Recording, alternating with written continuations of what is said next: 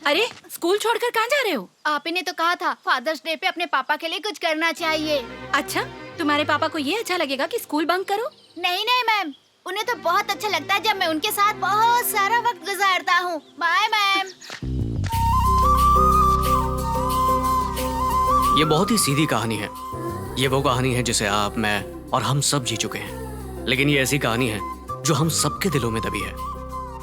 ये ऐसी कहानी है जो कोई सुनना नहीं चाहता, क्योंकि ये कहानी हमारी अटेंशन चाहती है। दूसरे शब्दों में कहूँ तो ये हमारे मुखौटों को हटाती है। हर परिवार की यही कहानी है, हर रोज खुशी तलाशने की कहानी।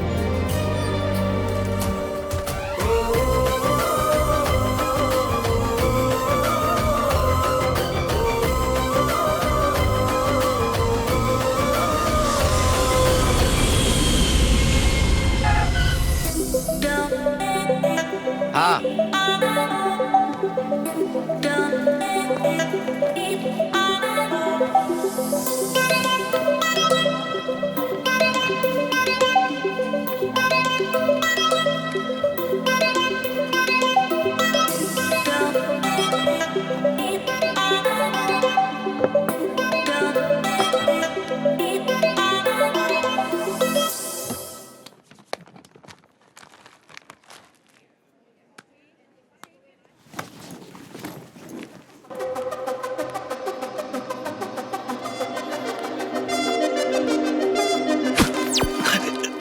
सॉरी।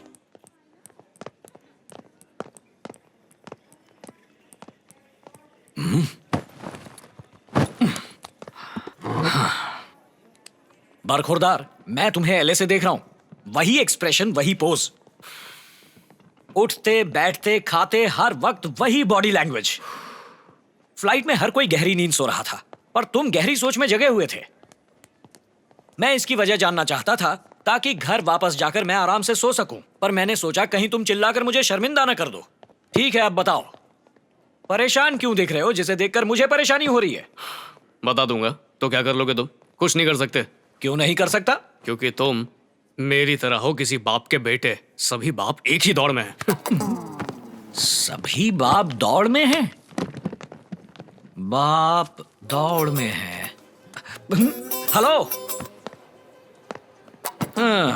बेटे, पता नहीं मैंने क्या गलत कहा या क्यों तुम दुनिया भर के सभी बापों से नाराज हो, लेकिन एक बात से दिमाग की घंटी बजी है। वो ये कि ये डिप्रेशन वाली बॉडी लैंग्वेज के पीछे तुम्हारे डैड हैं, और ये तुम्हारे चेहरे पे जो 12 बजे है ना, उसके पीछे भी वही हैं। मुझे समझ में आ गया कि तुम्हारी अपने बाप से बनती नहीं है। किसने कहा कि मेरी बाप से बनती नहीं है? वो मुझसे बहुत प्यार करते हैं। ए, पापा को कितना प्यार करता है? इतना। इतने से क्या होता है? इतना सारा। That's my boy. सुनो जी, लोग तो ये पूछते हैं कि माँ से ज्यादा प्यार करते हो या पापा से। तुम सिर्फ पापा के बारे में क्यों पूछ रहे हो? ये ऑप्शन तो मैं इसे दूंगा ही नहीं। ये सिर्फ मुझे प्यार करेगा और मैं सिर्फ इसे प्यार करूंगा। क्यों बेटे, ठीक है ना? इस तरह मेरी माँ को भी अलग कर दिया और मेरी जिंदगी पर कब्जा कर लिया। जब तुम छोटे थे तब उन्होंने ऐसा किया, पर अब वो तुम्हारे दोस्तों को अलग नहीं कर सकते। What's up, guys?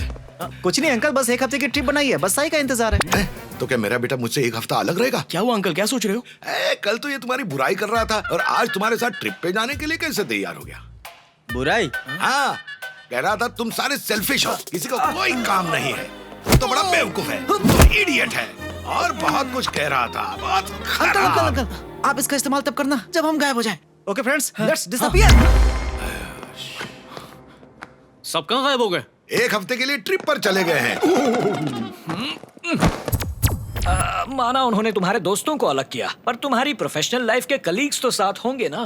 कंपनी भी तो हमारी है, IAS सॉल्यूशंस। ऐसा क्या कलेक्टर्स प्रोड्यूस करते हो क्या? साई, उन्होंने मेरा नाम ही उल्टा लिखा है। कंपनी का नाम मुझ पर रखकर प्यार दिखाएंगे तो कलीग्स कहाँ से आएंगे? फिर से आ रहे हैं।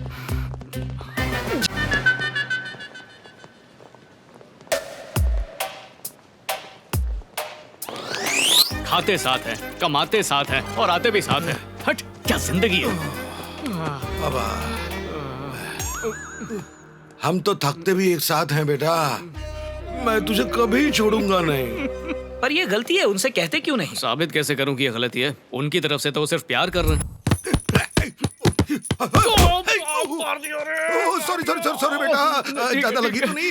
ये मैं तुझे जिंदा नहीं छोड़ूंगा। बेटा नाक पे मास्क पहनना चाहिए था।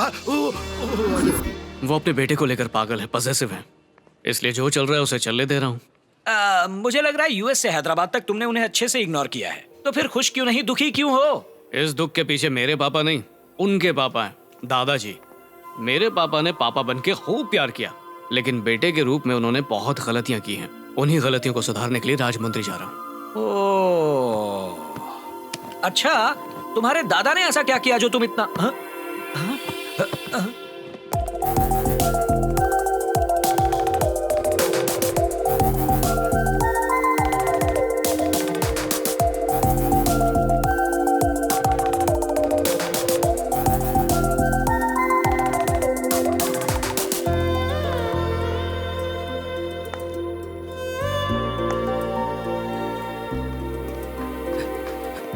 दादाजी मुझे दीजिए ना, यहाँ पर। तुम चलो, आइए ना।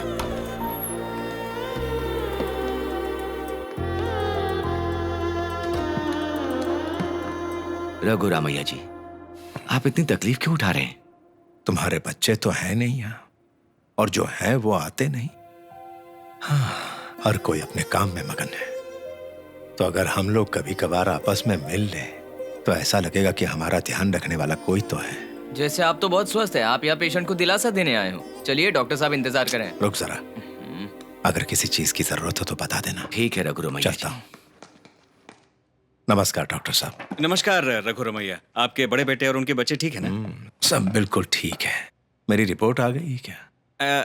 एक्चुअली मेरा साला मिला था आपके तीसरे बेटे से कुकटपल्ली में, सुना है उसका केटरिंग का बिजनेस अच्छा चल रहा है। अरे रघु रमैया जी, बैठिए ना। आप मेरी बीमारी के बारे में कुछ नहीं बता रहे तो यहाँ बैठ के करूँ क्या? दरअसल मुझे समझ नहीं आ रहा था कि कैसे बताऊं आपको, इसीलिए जरा लंग कैंसर, एडवांस स्टेज, ज्यादा नहीं, कुछ ही दिन हैं आपके पास।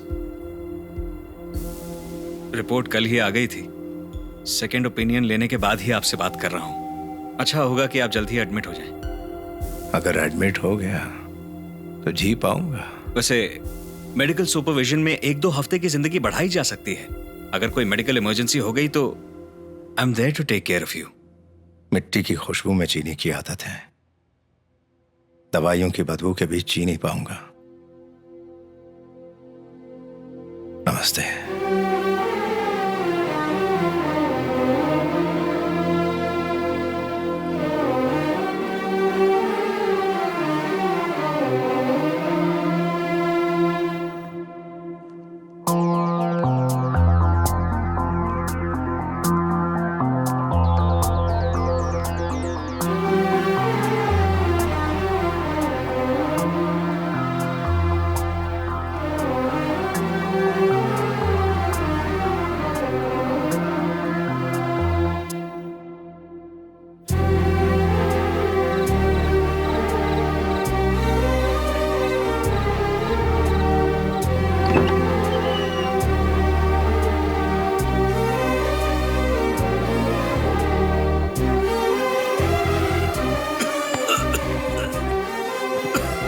दादाजी,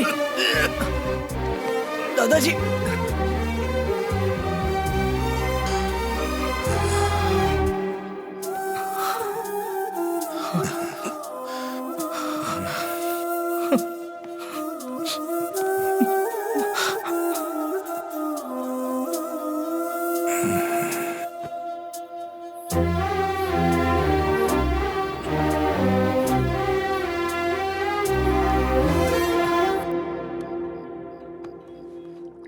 आप अपने बच्चों को फोन कीजिए ना।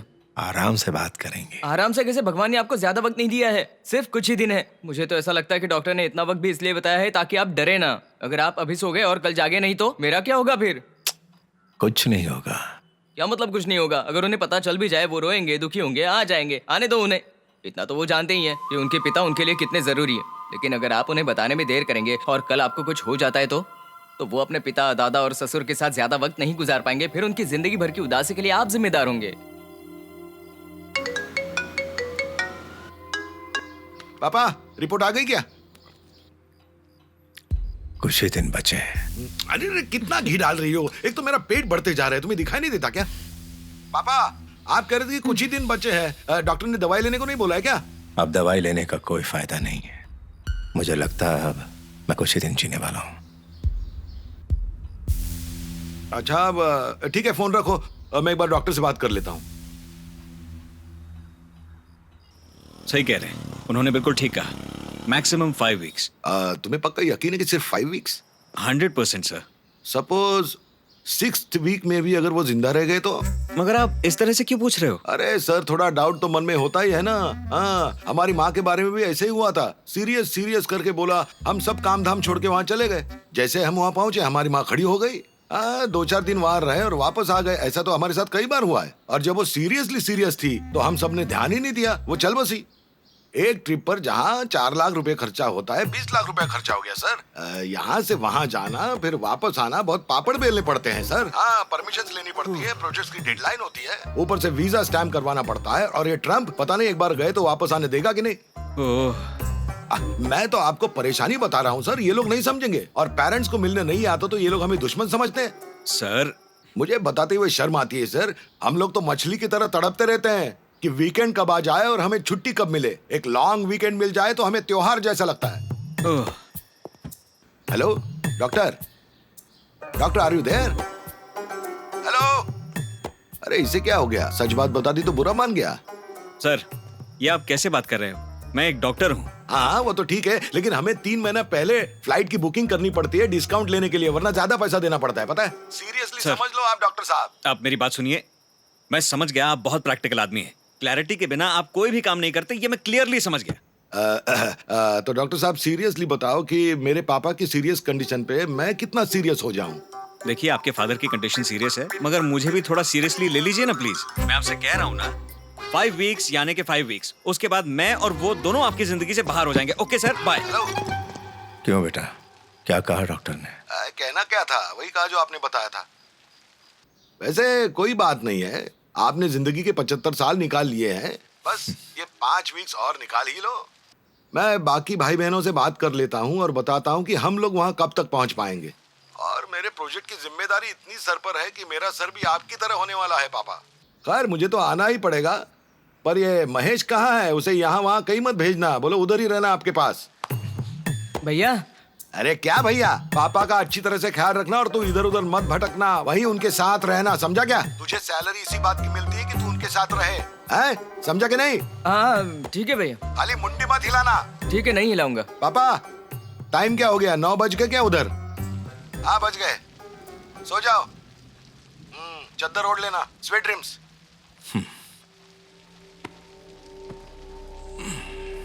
ये क्या बात हुई? वो आपको इतनी जल्दी सोने के लिए क्यों बोल रहे हैं? मेरे जैसे लोग बच्चों की कमी कभी पूरी नहीं कर सकते। तो वो वहां से कर भी क्या सकते हैं, बता मुझे। क्योंकि मैं मर रहा हूं तो उन्हें अपना काम छोड़कर आने को तो नहीं कह सकता ना। वो अपने अपने जीवन में व्यस्त होंगे। मरने से पहले हम किसी को परेशान ना करें तो अच्छा है, तभी तो हम इज्जत से जा पाएंगे। वक्त के साथ हमें बदलना पड़ेगा, उम्र के साथ इच्छा भी मर इन जैसे लोगों की वजह से हमारे यहाँ अनाथालय कम और वृद्धाश्रम ज्यादा है। आप चिंता मत कीजिए, दूसरे 3 बच्चों में से कोई जरूर आएगा।